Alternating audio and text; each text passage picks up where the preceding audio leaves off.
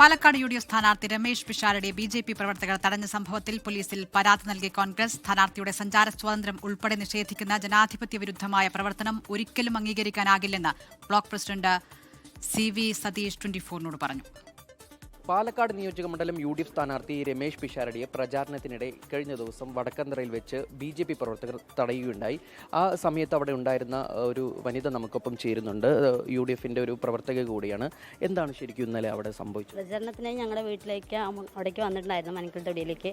പക്ഷെ അവർ വരുന്ന കയറാൻ തന്നെ അവർ സമ്മതിച്ചിട്ടുണ്ടായിരുന്നില്ല. എന്തുകൊണ്ടും ഇവിടെ കയറാൻ പറ്റില്ല, യു.ഡി.എഫ് പീഡന കേസിലെ പ്രതികളായ അംഗങ്ങൾ ആരെയും ഇതിൻ്റെ ഉള്ളിൽ കയറ്റില്ല എന്ന് തന്നെ തർപ്പിച്ചിട്ട് തന്നെയാണ് ആ ചേച്ചി പറഞ്ഞത്. എന്ത് പറഞ്ഞിട്ടും സമ്മതിക്കാതെ തന്നെയാണ് ലാസ്റ്റ് പിഷാരടി വേണ്ട തർക്കത്തിനെ ഒഴിവാക്കാൻ വേണ്ടിയിട്ടാണ് അവർ സാർ പിന്നാർ പോയത്. തിരിച്ചു പിഷാരടി വരുന്നുണ്ടെന്ന് നേരത്തെ അറിഞ്ഞവർ ഈ കൗൺസിലറിന്റെ നേതൃത്വത്തിൽ അവിടെ ഒരു സംഘടിച്ച് നിൽക്കുകയായിരുന്നു. ഈ തടയാൻ 2-3 പേര് തന്നെ ഉണ്ടായിരുന്നുള്ളൂ. അവരും അവരുടെ മോളും ഉണ്ടായിരുന്നു. കുറച്ച് അടുത്ത് ഒരു പരിചയമായ കുറച്ച് ആൺകുട്ടികൾ അവിടെ ഉണ്ടായിരുന്നു. വേറെ ആരും അവിടെ അത്യാവശ്യമായിട്ട് ഉണ്ടായിരുന്നില്ല. പക്ഷേ എന്തുകൊണ്ട് അവർ ഞങ്ങളെ കയറ്റി വിടാൻ സമ്മതിച്ചില്ല. ഞങ്ങളുടെ വീട്ടിലേക്ക് പറഞ്ഞിട്ട് പോലും അവർ സമ്മതിക്കാൻ തയ്യാറാകാതെ തന്നെ ഇരുന്നത്.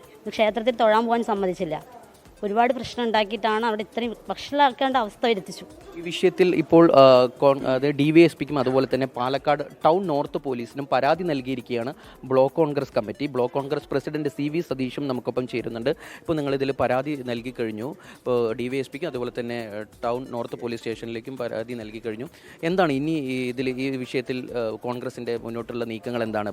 പ്രതിഷേധം ഉൾപ്പെടെ സംഘടിപ്പിക്കുന്നുണ്ട് എങ്ങനെ? അല്ല, ഞങ്ങൾ ഇന്നലെ തന്നെ പ്രതിഷേധം തീരുമാനിച്ചാണ്. ഇന്ന് കാലത്ത് ഞങ്ങൾ പന്തംകുളത്ത് പ്രകടനവും ടൗണിൽ വളരെ ജനപങ്കാളിത്തം കൂടി ഒരു വലിയൊരു പ്രതിഷേധ പ്രകടനം നടത്താൻ തീരുമാനിച്ചിരുന്നതാണ്.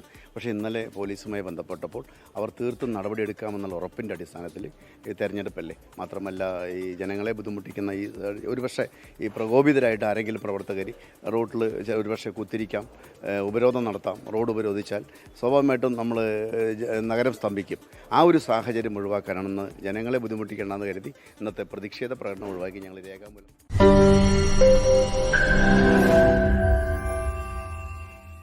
ലോകത്തെവിടെയായാലും ഏത് സമയത്തും 24 വാർത്തകളും ഓഗ്മെന്റഡ് റിയാലിറ്റി പാക്കേജുകളും എക്സ്പ്ലെയിനറുകളും വിശദമായി കാണാൻ ഞങ്ങളുടെ യൂട്യൂബ് ചാനൽ നിങ്ങൾക്ക് സബ്സ്ക്രൈബ് ചെയ്യാം.